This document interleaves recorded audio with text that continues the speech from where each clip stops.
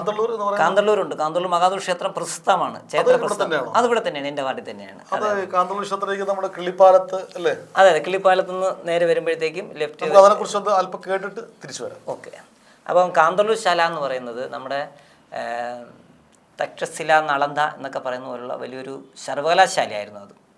ആ സർവകലാശാല എന്ന് പറയുന്നത് ഒരു 850കളിൽ AD 850കളിൽ നിർമ്മിതമായ ഒരു സംഭവമാണ് കാന്തല്ലൂർ ശാല എന്ന് പറയുന്നത്.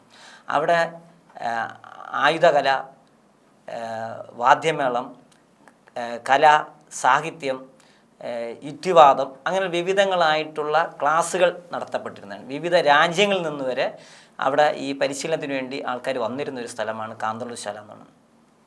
കാലക്രമേണ ഈ നാട്ടുരാജാക്കൾ തമ്മിലുള്ള യുദ്ധത്തിൻ്റെ അടിസ്ഥാനത്തിൽ ചേര രാജാക്കന്മാരുടെ ആക്രമണത്താൽ ഈ കാന്തല്ലൂർ ശാല നശിച്ചുപോയി എന്നാണ് ചരിത്രങ്ങളിലൂടെ പറയുന്നത്. എന്നാൽ അതിൻ്റെ അവശേഷിക്കുന്ന ഒരു ക്ഷേത്രം ഇപ്പോഴും നിലനിൽക്കുകയാണ്. ആ ക്ഷേത്രത്തിന് തന്നെ ഒരു പ്രത്യേകത എന്ന് പറയുന്നത് ത്രിമൂർത്തികൾ അടങ്ങുന്ന ക്ഷേത്രമാണ്. ഇത് ദക്ഷിണേന്ത്യയിലെ ഏറ്റവും പ്രധാനപ്പെട്ട ക്ഷേത്രങ്ങളിലൊന്നാണ് കാന്തല്ലൂർ ശാലയായിട്ട്, മഹാദേവ ക്ഷേത്രമായിട്ട് ഇന്ന് അറിയപ്പെടുന്നത്. സർവകലാശാലയിൽ നിന്ന് മാറി ഇന്നത് ക്ഷേത്രമായി മാറിയിരിക്കുകയാണ്.